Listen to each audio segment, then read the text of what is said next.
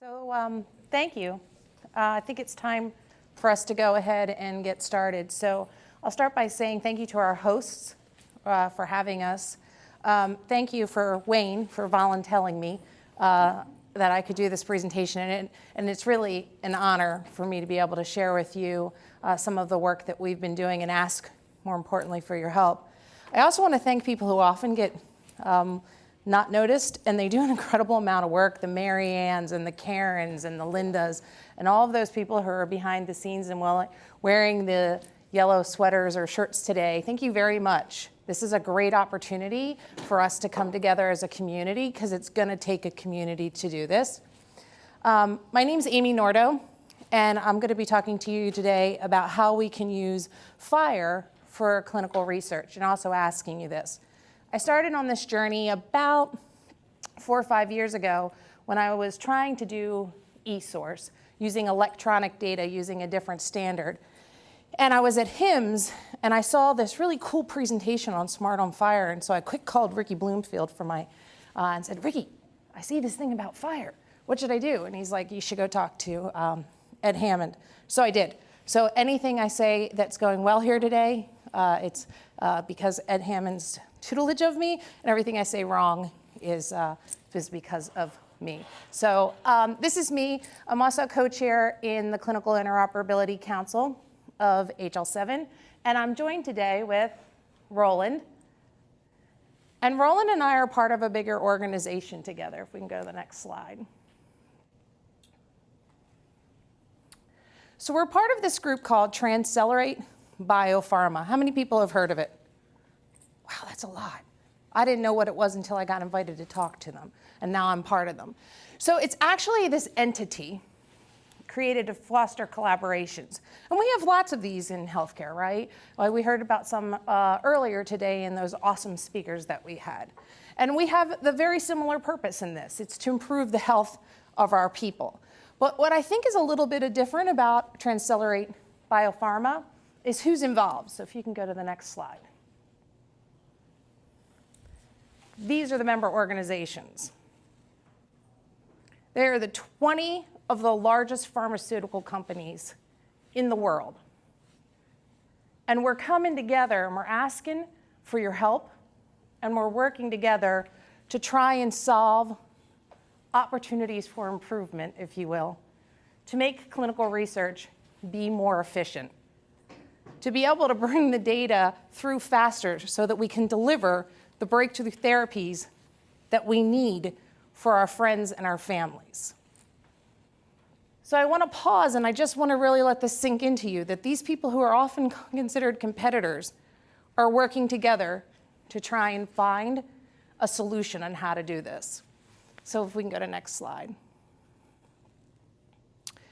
So this is kind of the history of Transcelerate and how we've gotten to where we've gotten, and the things that we're trying to work on.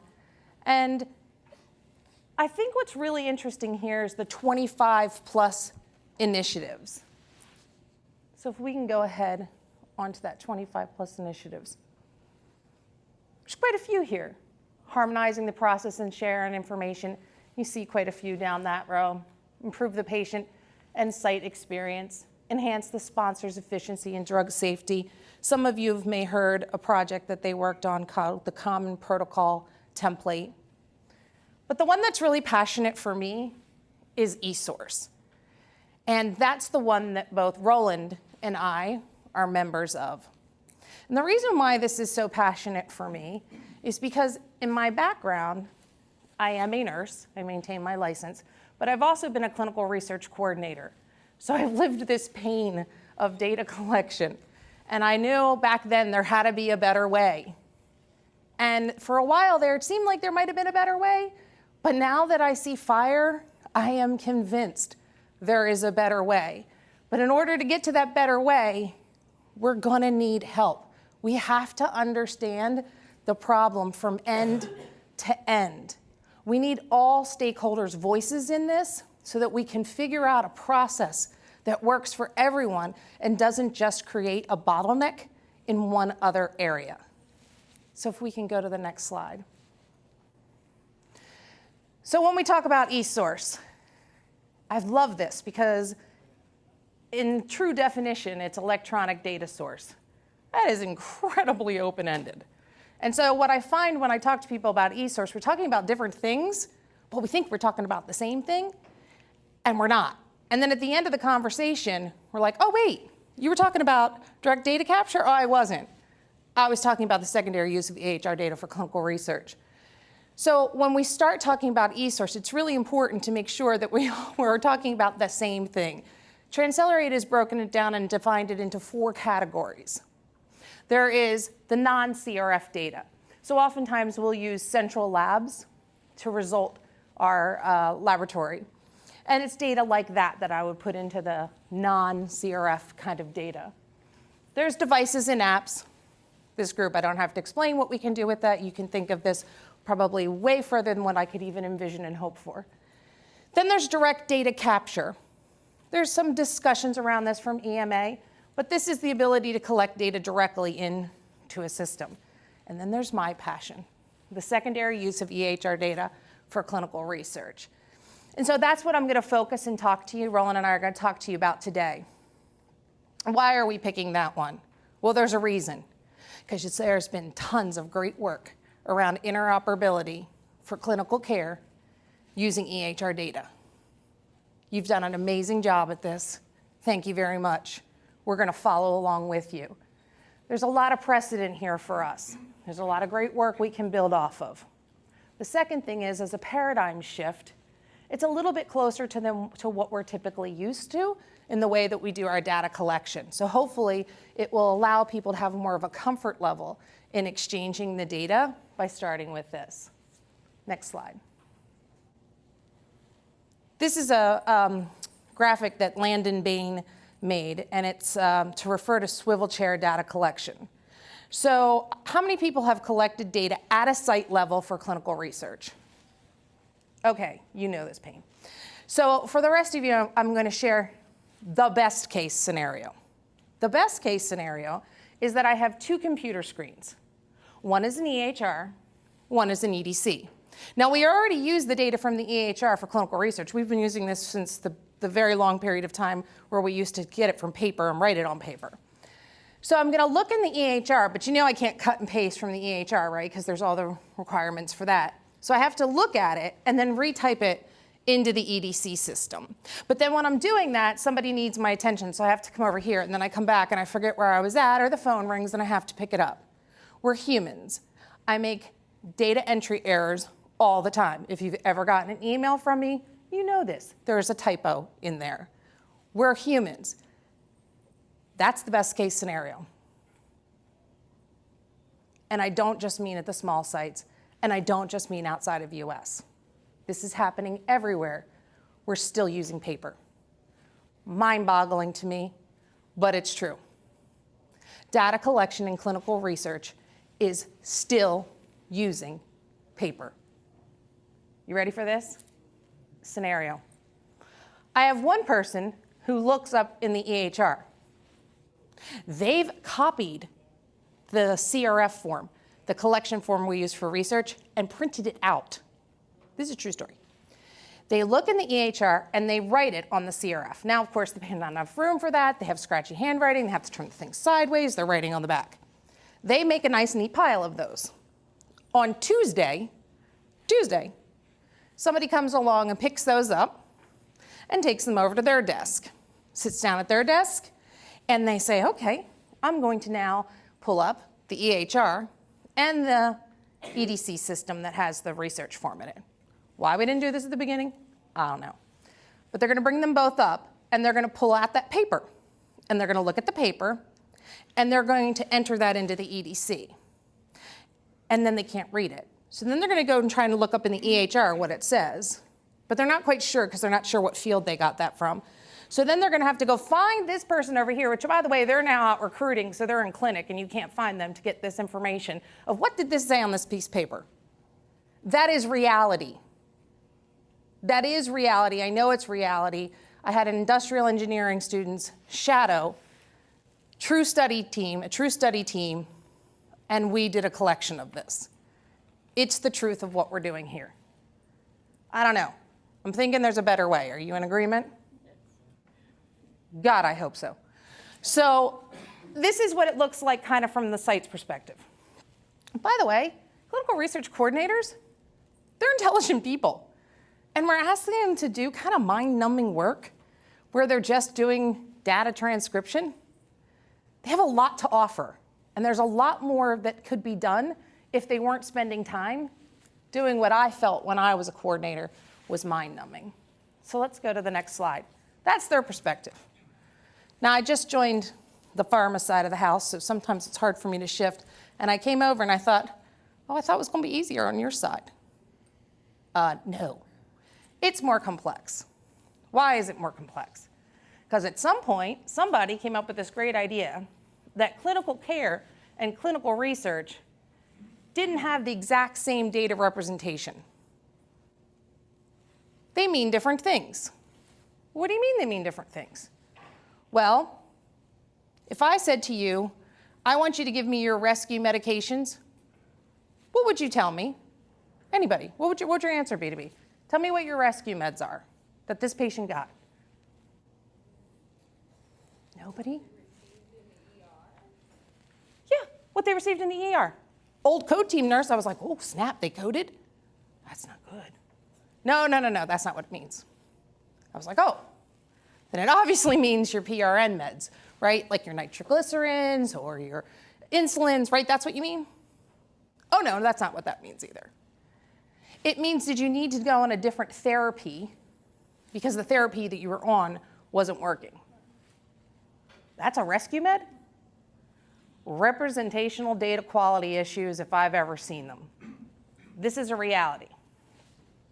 So we need to close that gap. The second issue is, in the EHR, we have standards that are used, right?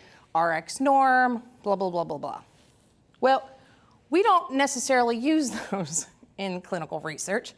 We use CDISC, and we use WHO drug, and we use MEDRA. So we use these because this is a long-standing that somebody from CDISC could explain better, but in the short version, Amy's version, it's that this is what our regulators would like us to have. And so we have to take the data that's going to come out, change it to make sure that the representational data quality issues match. So I actually have apples to apples. When you say rescue meds, then I say rescue meds, we mean the same thing.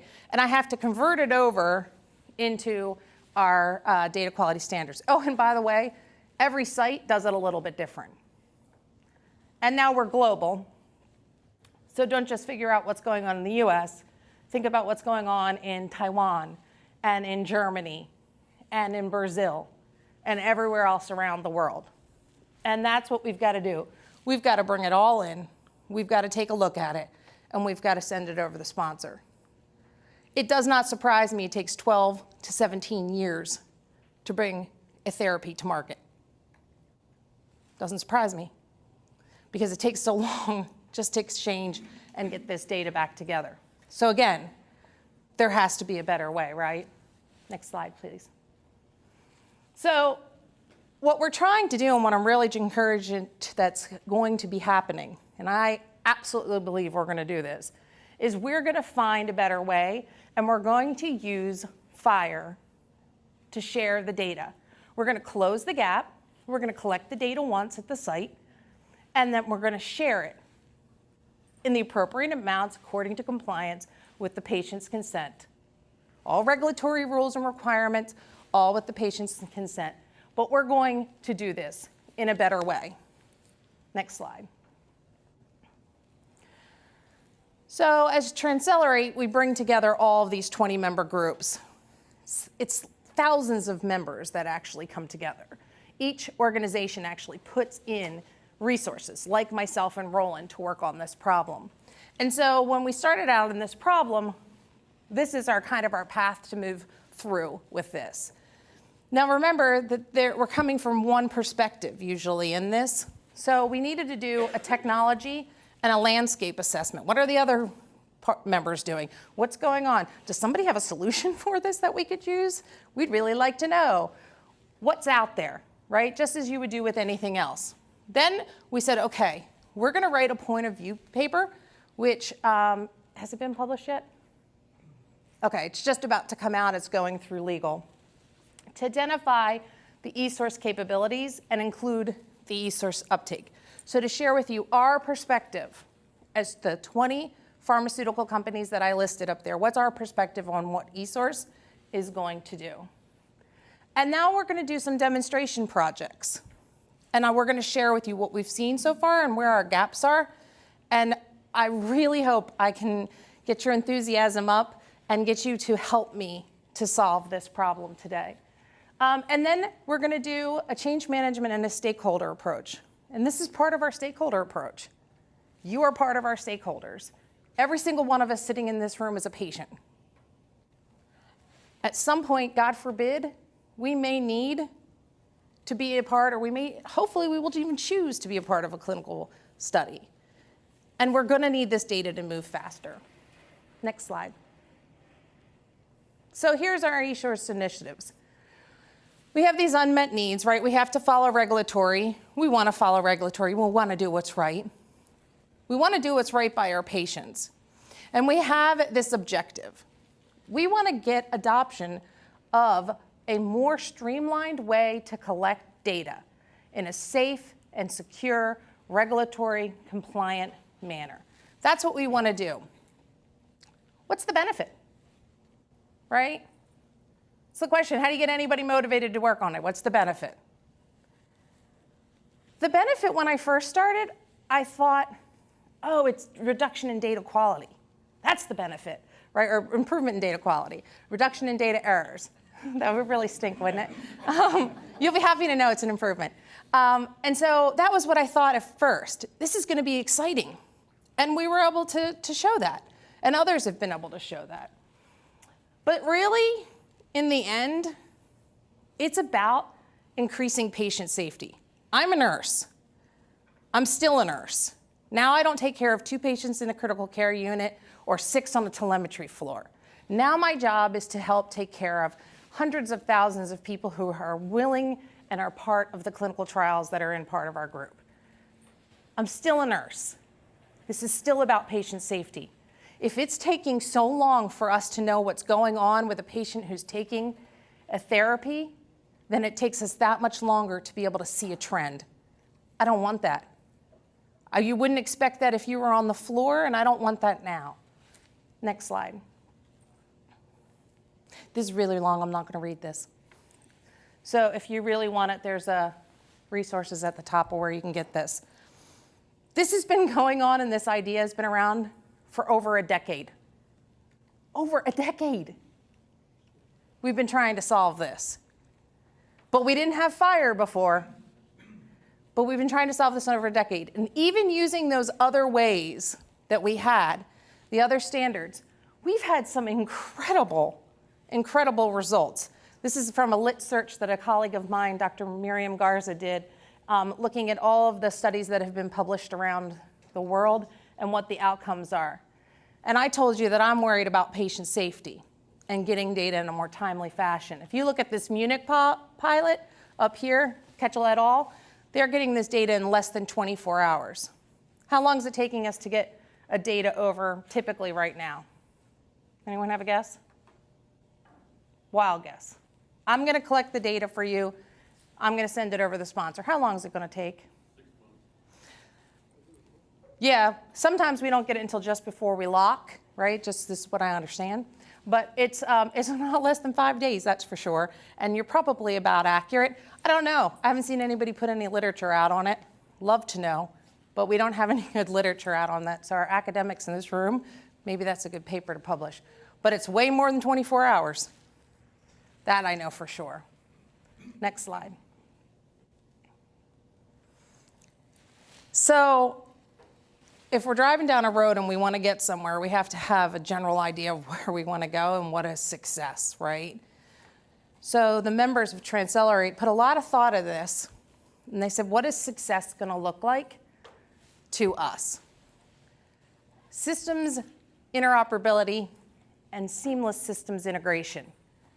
We have systems that we use on our sides. right? You know these systems or you may not know these systems. We have electronic data capture tools that have our CRFs. We have IVRS systems that help with randomization, right? We have many systems that are specific just to clinical research. We need those to be integrated seamlessly just as much as we need to be integrated in amongst what's coming out of the healthcare systems and with the EHR. So we need the integration between all the systems, our systems and the systems we're going to interact with externally. We need to harmonize this clinical data collection standards. I could go on for this one for a really long time, but so that you can hear the good stuff, I'll stop there. We need clear regulatory expectations. I told you we do this globally, right? So there's different regulatories across the entire area that we need to work with. And it's new for them too. And so they're trying to figure it out. And so people are always wondering, what is it exactly that we're supposed to do? When you're at the bleeding edge of things, I think that's where sometimes it's hard because the regulatory is also at the edge of this. And I think we're lucky that we have regulators who are courageous enough to say, let's do this a better way and to push forward with it. We need to be patient-centric. We need to be patient-centric. That's what we're here to do. We're here to deliver breakthroughs to patients faster. So we need to be patient-centric in the way that we do this. And we need real-time access to this data. We can't be waiting 6 months till the data locks. We can't. We need real-time access to this data so that we can be monitoring these patients who are kind enough to be enrolling in our studies. And obviously, we need to have some operational oversight in what's going on with the conduct of the studies. Next slide. So we have a lot of challenges. Oftentimes people say that the challenge is technology. I think with FHIR, we have the technology to be able to do it. We're missing pieces, key pieces. But I think that if you'll help us, we can solve for those key pieces, and then that won't be the barrier anymore. Let the barrier not be that. Please, let it be something like the lack of change management or their low risk tolerance of the pharma industry. Let it be that. Let's not let it be that we don't have a technology that can solve this. Let it be those two things, and then let us step up to the plate and get on board with this, which is why we're here today, because we're up to the plate and we want to do this. Next slide. This is just the values. You can take a look out there and see, but in the end, the one that really matters, the one that really counts, is can we get the data in a more timely fashion with better data quality so we can provide safer patients. That's what this is all about. Nice slide. TCB did a great job with it, but that's what really counts in the end. Next slide. This builds, so just go ahead and build it if you don't mind rolling. So I told you we've done some pretty cool projects with this. So we have a member here from MSK, and they did a really cool project with Novartis. We're at the plate. Pharma's at the plate. We want to do this. Eli Lilly also did a project with MSK and with Yale. And then this is kind of self-serving because this is my study. But when I was at Duke, we did a project, and we were able to show. And that was using the old standard, not even using the new one that really works as well as it does, which is FHIR. These are 3 examples. There are many more, but it gets too small on the slide. 3 examples of where pharma is engaging with sites to be able to do this. We want to share some of our lessons learned from this. Next slide.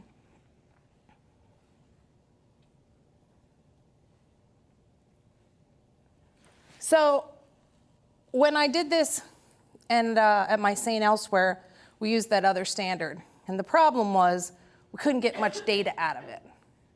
But what we found was with 1.75% of the data populated, that's 7 out of 401 fields, we had a 37% time savings. Let me say that again. Auto-populating 1.75% of the data.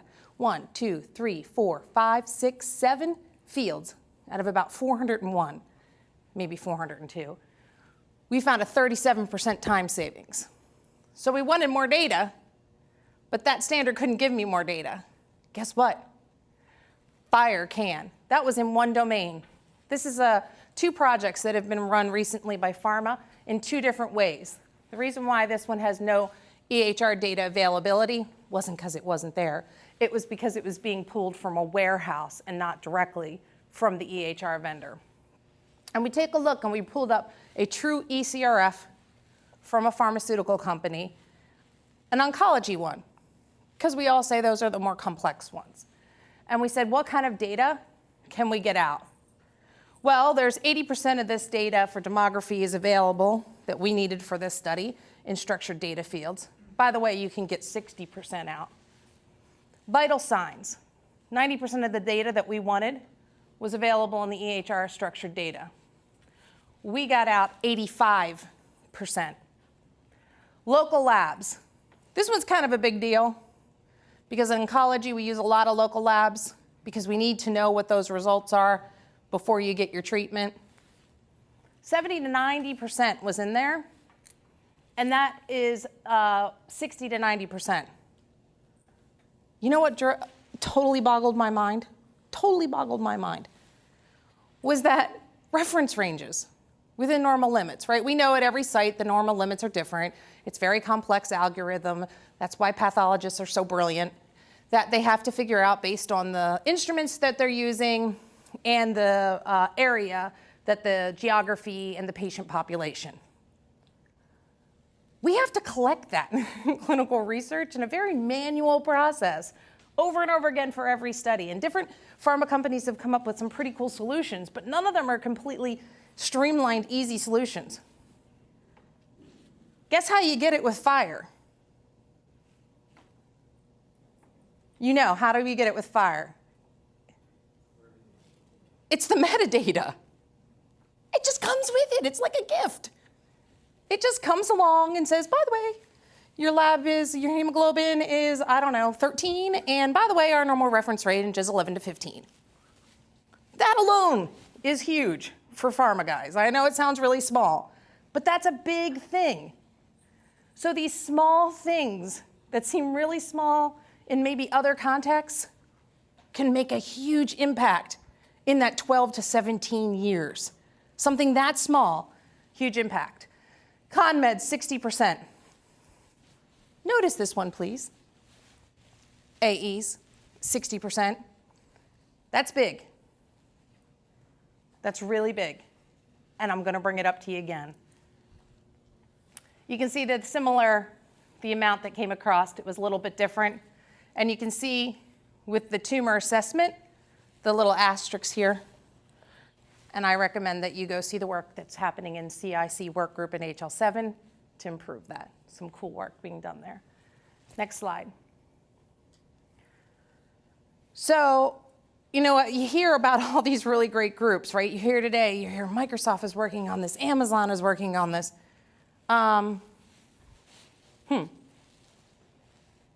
What about pharma?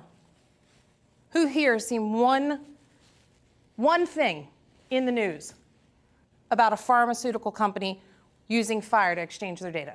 Just one. And where do you work? Yep, bring it up. Push the next thing. We're doing it. We're doing it. This is for real. We have some great partners that we're working on.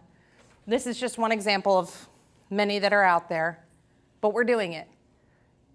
We're not the only pharma company that's doing it. There's 20 member companies in Transcelerate that work on eSource. We're doing it. Not just us. We just happen to be the one that has something out in the news. Next slide.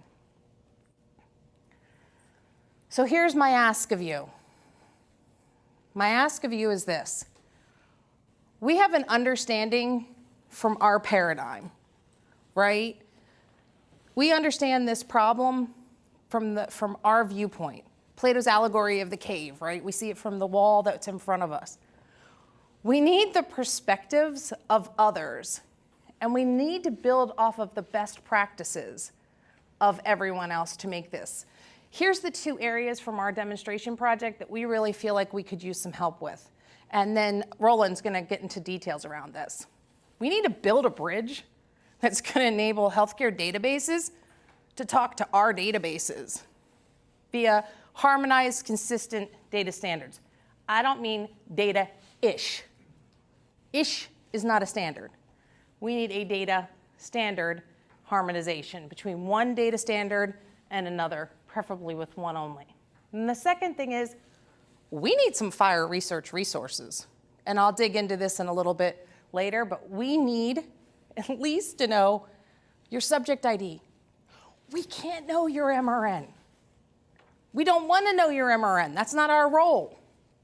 But we need to make sure that the subject ID is for the right MRN. We need a way to do that. That's not what I would call a Frankenstein method. The research resources would make that so much more elegant in order to be able to do that. Oh, by the way, we need to know what study you're on, right? We want the right data going into the right place for the right study. And we need to work on that adverse event. 60% of data existing in there, I told you 1.75% caused a 37% time reduction. We need to move that 60% out using FHIR. So I'm going to turn it over to Roland, because he's done all the really hard work of making this technically happen. And he's going to share with you some of the first piece, that building the bridge work that's been done. Right, and I want to just again emphasize how important FHIR is to our clinical trial efforts. So like a year or 2 ago, I didn't even know what FHIR was. Now suddenly all of my eSource data sources are almost 100% FHIR. And however, in the You're doing good. Yeah. So yeah, but in the not the clinical trial stuff, the the connectathons. right. So where we don't have coverage at all yet is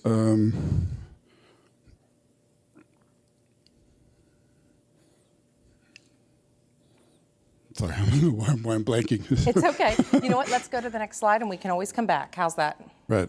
So we have created an implementation guide for the conversion of FHIR to CDISC. And so why CDISC? So we're, as Amy said, the current standard in CDISC is, CDISC is the current standard, which means we have to transmit all of our data at the end, all the lab data that is collected from the sites in CDISC. And I just want to show you why we have the gaps. 1 second.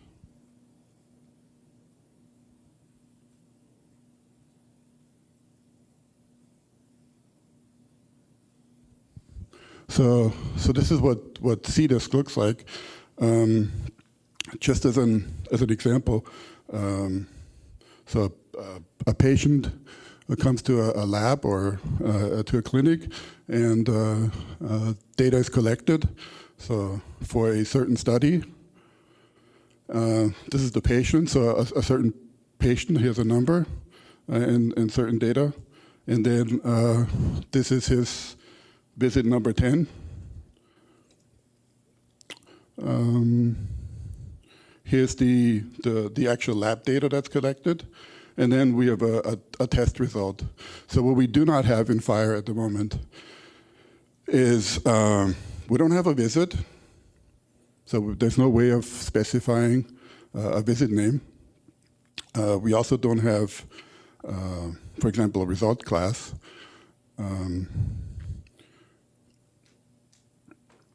So does everybody understand that there's a difference between the visit date in a study calendar and the date the patient got seen? Everybody understand that? Okay, so I see some heads shaking. So if you don't mind, I'm going to jump in here, Roland, because this is my what keeps me up at night.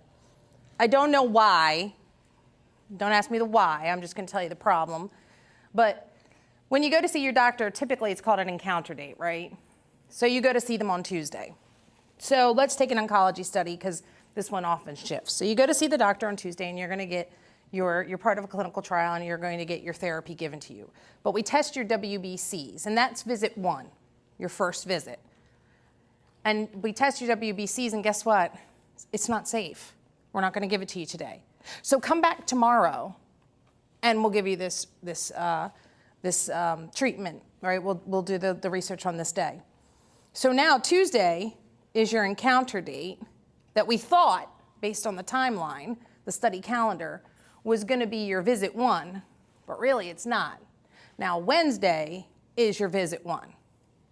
Well, guess what? We can only have your data for very specific times, minimally necessary, which means I can't have your data from Tuesday. I can only have your data from Wednesday.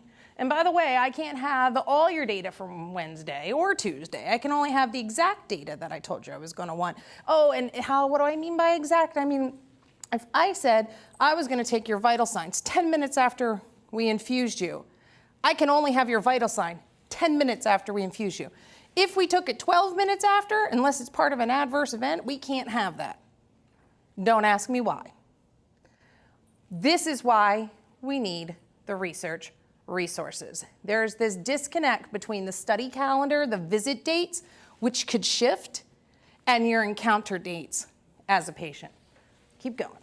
So here's the implementation guide that we've created. What it contains is it's got obviously the mapping of the fields, which is quite extensive, from FHIR-to-CDISC. As I said, the gaps are described, which is, for example, the visit type, the visit name, the research study info, which is not currently in FHIR. And then basically a recipe on how to fill these gaps. So let me show you how we did do that. First of all, we created structure definitions, for example, result class, which I was talking about, or the study type, visit name, are all now resources in FHIR through extensions and value pairs.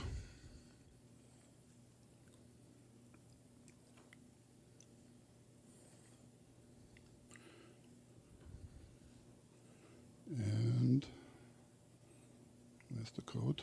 Hold on.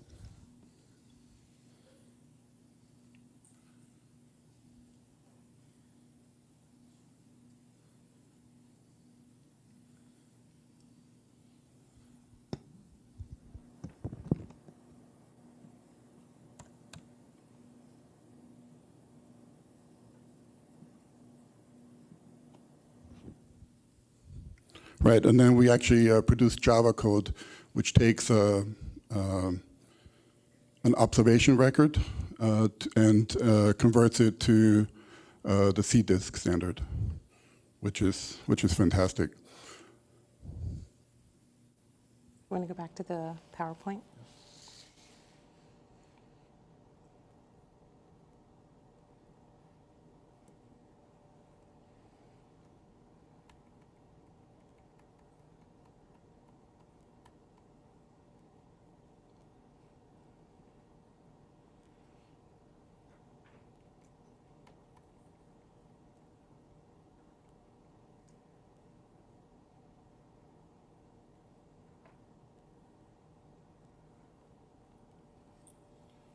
I forgot to mention that there's also a link to how to actually create test data, which is important. So that takes you to the HSPC sandbox and walks you through how to actually create test data that would create all the records that you would, all the FHIR records that we would need, like observations, the extensions to the patient record, research study object.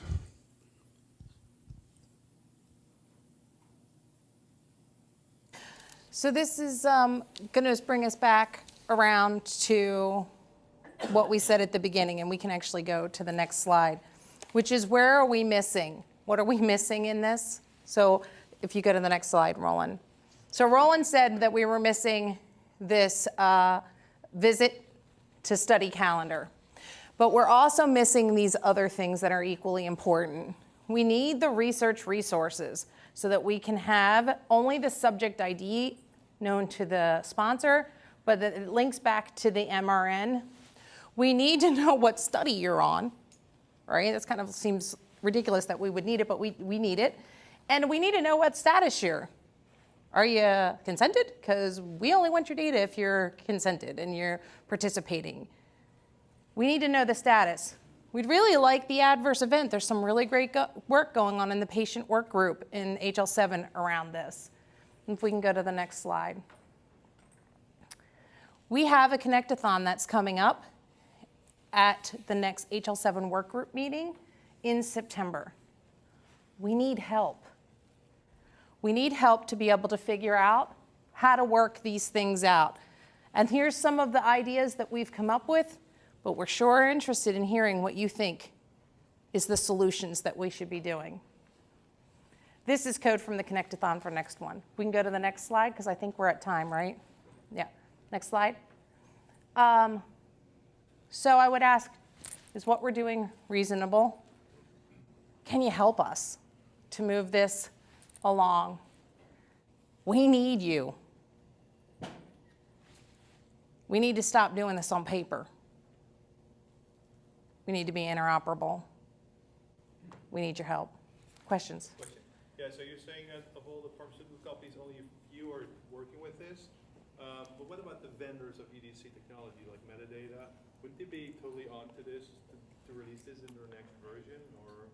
So I don't work for an EDC vendor, so I can't just directly answer that, but I'll give you my guess. But most often they use their software, but not Yes. consent. Yeah, so that's a good point. So I can't, first off, I can't quantify how many of the pharma companies are using FHIR. I can tell you there's 20 of us that are in TCB that are working on this. So outside of that, I don't necessarily know. And I would love the vendors to engage in this. I think some vendors have. I don't know if you work for a vendor. Some vendors have, and they've really have really delved into this, and some vendors haven't. But I think even if we have a vendor, and I'll let you answer this then, we still need a subject ID and a study visit. There's a vendor called Protocol First. I don't know if you heard of them. They make a product called Clinical Pipe. Yeah, Hulaval. That's exactly what. Yeah, a couple other smaller ones. Yeah. Playing with it. And Wayne is saying a couple others that are out there. There's metadata, Sebastian. Yeah, Castor, but we're struggling with the same problem. I mean, understanding FHIR as an EDC is one thing, but applying FHIR then to the research domain has lots of pitfalls that still need to be tackled. So, Lots of opportunities for improvement. 1 hour from now, pop-up session about authorization and authentication for research Where's that at? in Sonora. In where? In the Sonora room at 410. In Sonora room in 1 hour. Yes. So All right. Be there or be square. Yeah, and let's move forward with this. So thank you very much for coming in and sharing your time with us. We really appreciate it.